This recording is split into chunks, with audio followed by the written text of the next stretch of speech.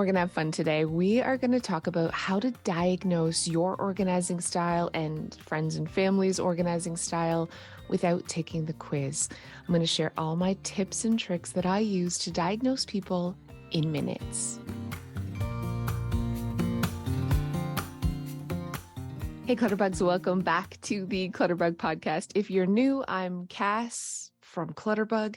I am an organizing expert, which is always, every time I say it, it feels a little weird inside because the truth is I'm not a naturally organized person, but I've been doing this. I've been helping people get organized now for 13 years, which is crazy pants, maybe even longer. I'm old. All the years kind of blend together. But what I find really cool is that because I've been doing this for so long, I can really diagnose someone's organizing style in minutes, in absolute minutes. And the reason this came about, I know if you've been listening or watching me for a while, you know the story, but I thought I'd share it with you really quickly. When I first started getting organized for myself, I had started and failed a million times in the past, but when I really truly got a handle on my own home, it was because I realized that I don't organize in a traditional way. And I'm not a detailed person. I don't file in little categories. When I'm done paying a bill, I don't find the folder that it should go in. I need big, fast systems. And when I embraced that about myself and realized I'm never going to stop and take the lid off and put the Band-Aids back in the little Band-Aid bin, or take time to sort papers, or take time to really sort anything. I need to be able to just toss it away. When I embraced that about myself and really understood the difference between a detailed and a non-detailed person, I could set up systems that were more laid back, that had bigger categories, and magically things started getting put away, which means my house stayed tidier. That was the whole thing. I wasn't putting things away because it wasn't easy, because it didn't complement my natural style. So I was just leaving everything out. And it only took a day or two, or like an hour, let's be honest, for my house to get really messy again. So it was this cycle of tidying and cleaning and then everything becoming a mess again. And I was on that roller coaster for a really long time. But when I set up systems that worked for me, things stayed tidy. I thought I was a genius. I started helping, I helped my friend Jess, and I helped my stepmom, and I started helping other people. And I really thought I was onto something here. You know, there was a detailed organizers or non-detailed, and I could definitely understand that about people just by asking questions, kind of gauging if they were really logical, if they tended to, stop and think about things, or if they were more like just kind of hot mess sandwiches. And it was great. I started helping clients and growing a business based on people who organized in a detailed way, or people who had this laid back, fly by the seat of their pants way of managing their stuff.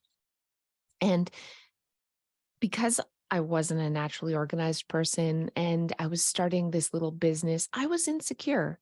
That's the truth. I was really insecure. And so I came up with a marketing strategy, not only to make myself feel better, but to make my clients feel better about hiring somebody to come in to organize their space. I said, if this doesn't stay organized for the next 30 days, I'll come back and organize it for free, guaranteed. This was my tagline. This was my sales pitch. This is what I said to all my clients. And this is what I advertised to get clients in my community. The thing is, at this time, I was a stay-at-home mom to two little girls. I was running a little daycare out of my house. So I only had evenings and weekends to dedicate to my business. My husband was supportive in the beginning, but after people called back or emailed me back and they were like, everything's a disaster. I need you to come back and do this again for free. Not everybody did this, but a few people really did. It didn't take long for me to realize, like, wow, I don't have the time for this. I can't afford this. And my husband was getting really resentful that on evenings and weekends, he was watching the kids while I was out working for free to reorganize people's spaces. And it took a few months and we had a talk and he was like, you can't do this anymore. Like, I know you love organization. I know you love organizing for clients, but you can't do it for free. We can't do this. We can't afford to do this. You're not spending time with me and the kids. Enough is enough. Right. And it was this sink or swim moment for me. It was this moment where I was like, I'm giving up on this dream or I'm reevaluating my business. And I didn't want to take back what I had said to people and like, well, I changed my mind. I know I said I was going to organize it for free, but I'm not anymore. So I had to really ask myself, why? Why is it not staying tidy for certain people? And I'll never forget, I had one lawyer client. And at the time, this is right after Joe and I had this conversation, she called me. This was like the third time I was going back to her space. And it was like, it was a make it or break it moment for me. I walked into her house. I was organizing her office. I knew she was really detailed. Listen, she wanted everything in million gazillion tiny categories. She wanted binder systems. She wanted folders on folders on folders. She was a lawyer, but she practiced out of her home. So this was a lot of paperwork. Okay. This was client files. This was contracts. This was even everything she had ever read, she found inspiring. She would print it off and want the paper copies. So mountains and mountains of paper. I had filing cabinets on filing cabinets for her, file boxes. We had binder systems I had created for her. And every time I would walk back into her office, everything was pulled out. Not everything, but everything she was working on at the time was pulled out of the filing cabinets, taken out of the binders, and spread on all of her surfaces. So her desk, the floor, she had this little like the table with all the drawers for filing cabinets underneath, that was spread with papers. And it was neat piles, but it was everywhere. And I had to ask myself, okay, why is she taking everything out of this hidden storage? And why is she not putting it back when she's done? And so I just asked her, why are you spreading like this? And for the first time, I was really listening to the client and not assuming I knew. And what she said to me was, I get really stressed out if I can't see this stuff. These are the papers I'm working on. These are current clients. These are current contracts. This is current things I'm just like, even projects I'm working on. I don't want it in binders. I don't want it in filing cabinets. I want to see these papers. And that was such a light bulb moment for me. I realized instantly that she needs visual storage. She's a visual organizer. And so we ditched the whole idea of tons of binders, which are hidden, and ditched the idea of a lot of filing cabinets for current workload, for current paper. And we did floor to ceiling magazine racks on her wall. So vertical filing systems just covered a whole wall in her office with these vertical paper system. So instead of stacking the papers on her desk, she could just stack them on the wall in this vertical storage system. And we labeled each of the little pockets for her to slide things in with the current contracts or the current clients. And we used chalkboard labels so she could easily, like, as her clients changed, she could file that one when she was done away in a hidden space and then have a new one that she could relabel. And I would never want this. As a hidden organizer myself, I found this very visually stressful. It's too much stimulation, too much to look at. But she was ecstatic. She was so over the moon excited about this. And I never heard from her again, which is like, listen, that's a sign of success. That's when I really realized that there are visual organizers and hidden. And I had to be able to know their style before I started organizing so that they didn't call me back and have me organize again for free. So I started looking around people's homes, and this lawyer's home was in, like, I should have known. I walked into her house She didn't have a closet. She had an open mudroom with hooks and cubbies for her shoes. She'd actually taken down a lot of kitchen cabinets in her kitchen and had open storage. The front of her fridge was full of reminders and to-dos. She was so incredibly visual. It should have been like obvious in an instant, but now it is because now I know. So this is exactly how I diagnose somebody. Let's walk through the process of what I do when diagnosing someone's organizing style so that you can diagnose yourself. And it's really fun to diagnose other people too. So when you're walking into their home. So let's just jump in. I step into somebody's front door. And the first thing I do is I try to rule out one organizing style. So I take a look around. I should preference this by saying, I always ask clients not to clean before I come. Do not tidy. Because everybody can, like, that defeats the purpose. Every organizing style can quickly hide stuff and tidy up and make it look really clean. So it's important for me to diagnose, you can't do this. We can't tidy before I come. And so look at your own home as it is on a daily basis, or friends and family, not as it is when they've cleaned for company, but how does it look just everyday life? So I'll walk in someone's home, and the first thing I look for is, do they have things on their surfaces?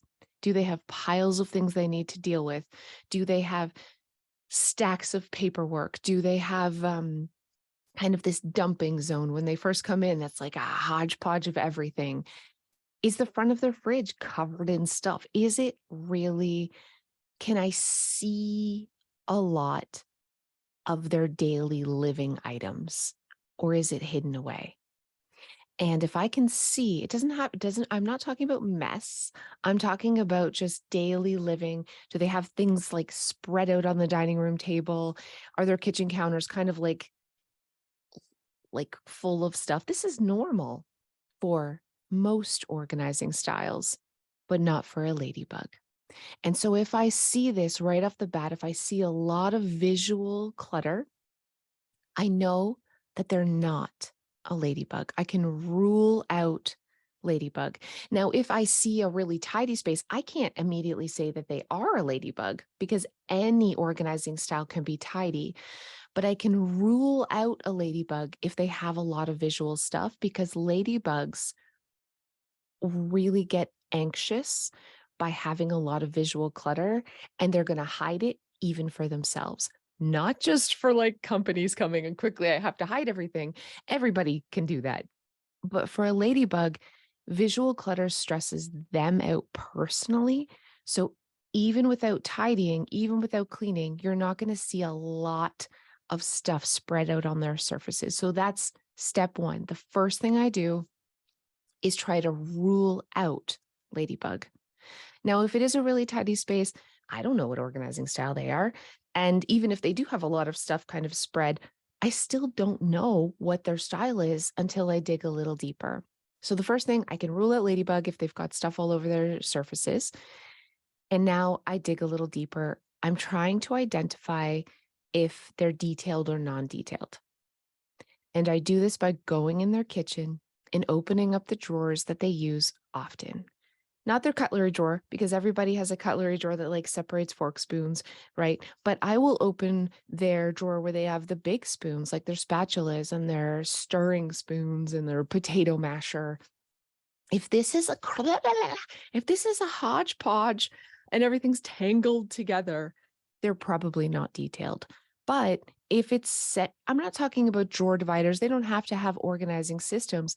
But if there's some semblance of zoning going on here, if they've opened this drawer and they've stopped and they've looked and they've kind of corralled spatulas together or spoons together in some form of zoning, they're probably a detailed person.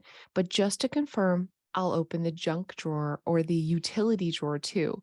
Are the pens kind of all together? Are the tools kind of all grouped together? Again, it doesn't have to look perfect. This isn't what we're looking for. We're looking for a moment of detail, a stop and think before tossing it away. Are they doing this? And next I'm looking at the shoes. So I kind of look at these three areas to decide if someone's detailed or not. Their own personal shoes when they walk in the door. It doesn't matter if they're putting it in a closet or on a shelf, but are they set neatly side by side together, or are they tossed off? Are they kicking them off, or are they taking time to take them off and put them detailed away? Like put them neatly, even if it's on the floor. Are they lining up the shoes? Not when company's coming, but when they get home. If the answer is yes, they're probably a detailed person. So this is what we do. We're hunting, we're playing detective, we're sneakily looking in all of these hidden places to determine whether they're taking time to even a second, whether they're taking a few seconds to think and put something back in categories, or are they not thinking at all and just dropping stuff as they go and tossing it when they're done and kicking their shoes off? Because I am a non-detailed person. I just kick my shoes in a heap. I do not take the time to put things neatly unless I've set up a system inside where like the pens go here and it's caught in a drawer divider. And so it's nuanced. I'm not going to lie. You kind of have to dig and really look, but it becomes pretty obvious whether this person is detailed or not. Now, if they live with a family and there's a lot of different organizing styles, this can be a little bit difficult because if many people are using the space, how do you know? How do you know? But we can again go another layer by asking the person that you're organizing for, do you use a daily planner? Are you a detailed person who takes time to really break down things into smaller chunks naturally? And if the answer is yes, they're a detailed person. But we also, of course, have to take into account what if we're organizing for the space, everybody's organizing style. But what I'm talking about now is just diagnosing one individual person. So this is the type of stuff that I'm looking for. So I've ruled out whether they're a ladybug or not, right? But they could still be a ladybug if their spaces are really tidy. And so the next step is we're diagnosing whether they're a detailed or non-detailed person. So once you know if this person is a detailed or non-detailed person, then we move to the next step, which is I'm diagnosing whether they're visual or not. And the first thing I look at is the front of the fridge. Does it have a lot of photos and mementos? I'm looking for their everyday used items like the spatulas, like the toaster, like those things. Are they out on the counter, or are they taking time to sort of tuck those away? I'm looking for their coat. I'm looking for their shoes. Are they out? Are they on hooks? Is it visual? Where is their purse? Or are they taking time to put it behind closed doors? Now, this visual, non-visual is really difficult if someone has a very small space and a lack of storage. They could have no other choice than to be visual, even if they don't want to, because they literally do not have a closet or do not have a place for that to go. So use your own judgment here, but do a walkabout and look. The kitchen is a great way to really identify somebody's organizing style because a hidden organizer generally will tuck things out of sight if they have space to do it, whereas a visual organizer will almost always leave things out. If you're not sure, head to the bathroom. I head to the bathroom. This can always tell me someone's organizing style. If their bathroom products are out on the counter or on an open shelf, if their everyday use bathroom products are visual, they're a visual organizer. If they're leaving out their favorite face wash, if they're leaving out whatever, like their hair things that they use every day, if it's out on the counter, 9 times out of 10, they're a visual organizer. If their kitchen counter, if their bathroom counter is cleared off, 9 times out of 10, they're a hidden organizer. So these are the key areas that I look to when diagnosing. Okay, so let's talk more about diagnosing your organizing style because this is tough. It's tough for a number of reasons. One, you can't put everybody into 4 categories. We know this with the Hogwarts thing. Everybody's different, and you might be a little bit of this in one room and a little bit of this over here, or you might just not fit into a category at all, and that's fine. It doesn't matter. That's not what this is about. This is about just having more self-awareness and how you naturally manage your stuff. And so you can create a system that kind of catches your clutter the way you normally put it down, that end stop. And it's important to really know the people who live with you a little bit better too. So your spouse and your kids, and have more, I don't know, understanding, more empathy. Realize that your husband is not throwing his dirty clothes on the floor because he doesn't respect you.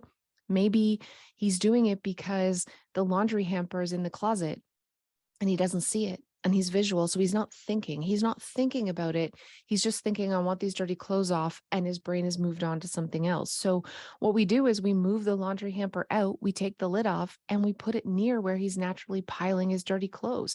We adapt our home to match how we naturally touch our stuff. And it's not going to be perfect. We still have to create new habits and learn how to use new systems.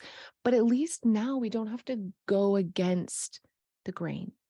We don't have to change our brain and learn new habits. We can change, we can learn new habits that complement. We can design systems that sort of, yeah, they feel easier because they're working with our natural style. And oftentimes I get asked, oh, it's really cute. It's like, well, I'm not sure. And what's the best thing? And I could do this, and I'm a little bit of this, and I just want to know for sure. And I want to know exactly what my organizing style is, so I know exactly what product to buy, so I can have it all visualized, exactly what it's going to look like. And I'm like, well, you're a bee or a cricket. Like, you are 100% an overthinker, an over analyzer, an over researcher. Your little brain's going a mile a minute, and you want to put everything in categories. You're trying to put yourself into little categories. You want this level of perfection before you even start, because your brain is a naturally detailed, categorized, planning, perfectionist brain. We know that. That's you. So we know that you're a bee or a cricket, hands down. And then we can kind of go a little further and look around and see if you're visual or hidden. Now, everybody says, I don't want to see my clutter. That's not what visual and hidden means. Nobody wants to see mess. A visual organizer doesn't love clutter. They don't love seeing everything, but they do want to see their important everyday things because it's out of sight, out of mind. And subconsciously, they know this. So they're leaving things out anyways. And if you're going to leave it out anyways, you might as well create a visual home that you find beautiful and aesthetically pleasing, that's close to where you're naturally piling, so that now you don't have mess, you have visual organization, right? Let's know yourself. Let's not try to fight your natural tendencies. Let's complement them with a system that works. And visual organization can be beautiful. If you're looking behind me, go shelving, go high. We can store your things in a visual way. Use hooks, use wall organizers. A command center can be beautiful. It can look like part of your decor. If you've got stacks of paper all over your surfaces, I don't care what artwork you have on the wall, take it down and get some beautiful wall organizers for your paper that you find aesthetically pleasing, that looks like art, but it's also functional. Let's create a home that you are able to keep tidy naturally. That's what this is all about.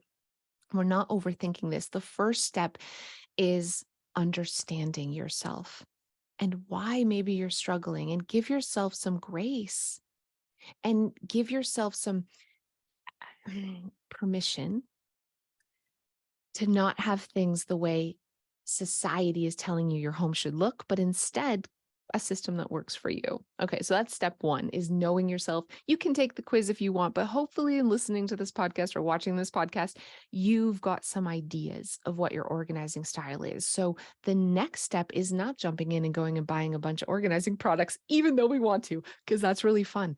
That is not the next step. The next step is decluttering. The next step is removing the excess from our home so we can set up a system that works for us and we're not distracted by the things that don't matter and that we're not using, that are taking up space, because organization, real organization, does not create more room. You're not going to gain excess space by organizing. Sometimes it actually costs you some space. So we need breathing room before we even start. We cannot have every drawer, every surface, every closet shoved and crammed. We can't have piles all over the space, all over the place before we start organizing, or we're never going to get organized. It's just the way it is. We have to declutter first. But I don't want you to think of decluttering as this trudge, as this work, as a big mess it's going to make. That I don't want you to declutter that way. I want you instead to look at this as a journey of self-empowerment and self-love. And I want you to grab a bag or a box and not pull everything out. Don't make a mess. Don't make piles. We do not have to sort all your towels for you to know which towel you don't need. This is about trusting yourself. So we grab a bag for donations, a bag for trash, or a box. It doesn't matter. And we're hunting for things that can go. I want you to open a drawer. And I want you to, just like, this pen doesn't work. Guide, gone. Wrappers, gone. Oh my gosh, why do I have this old paper? Gone. We're not sorting into lots of papers. We're just looking for the obvious things that can leave. And I want you to open up every cabinet, and I want you to open up every cupboard. You can peek and look. We're not we're not organizing. We're getting things out. And anytime you come across something and you're like, oh, I should probably, maybe, I don't know, you don't need it. Trust yourself. And there's so much anxiety when it comes to this and decluttering, because what it really comes down to is you don't trust yourself. You know in your gut what you need and what you don't, but you're so afraid to make a mistake and do it wrong. And what if I don't really know? And what if I regret it? And what if I have to buy this again? And what if, when it comes down to it, at the end of the day, you know, and you have to love yourself enough and be brave enough to trust yourself. And it's going to be scary and it's going to feel wrong because it really goes against human nature. We're supposed to hunt and gather. We're supposed to collect, because what if there's a famine? Because this is how we live in the wild. This is how we survive, is by collecting. But we don't live in the wild. We live in the suburbs, and there's a Target around the corner. And what's happened is we've hoarded ourselves into a hole. And now we're suffocating and drowning in our stuff because we're allowing our brain, our lizard brain, to lead us down the wrong path.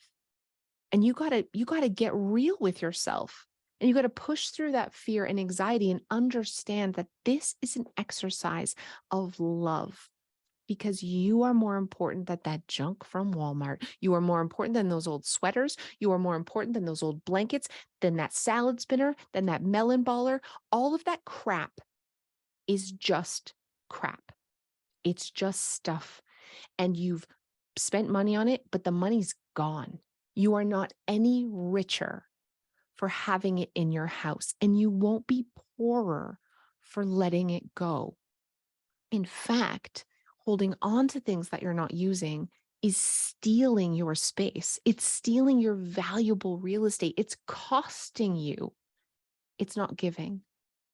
And until you are brave enough to trust yourself that you know what can go and and actually put that stuff in the bag, in the box, you're not going to be able to break through to the other side and truly have the home that you deserve. This is work.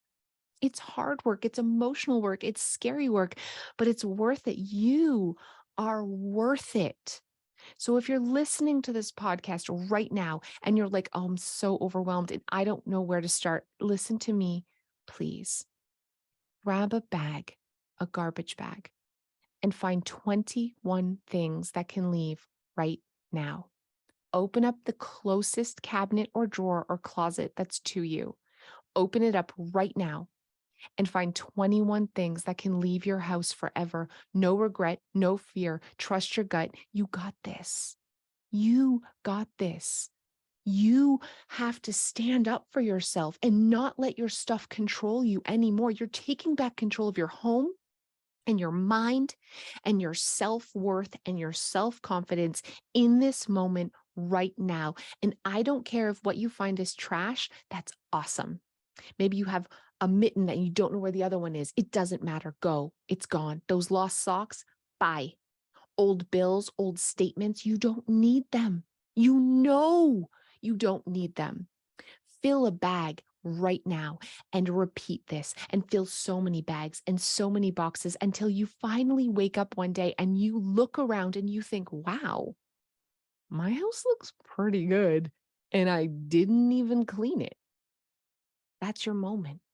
That's your clutter threshold. That's the moment when life becomes easier because you were brave enough to let go of all the stuff that's making it hard. You got this. I believe in you. And even if you don't believe in yourself, I want you to try anyways. I want you to stand up right now and find 21 things. And I'm going to see you back here next week for another podcast. And we're just going to keep going together. We got this. We're going to chip away until you have a house that feels effortless. Because listen, my friend, you deserve it. We'll see you next time.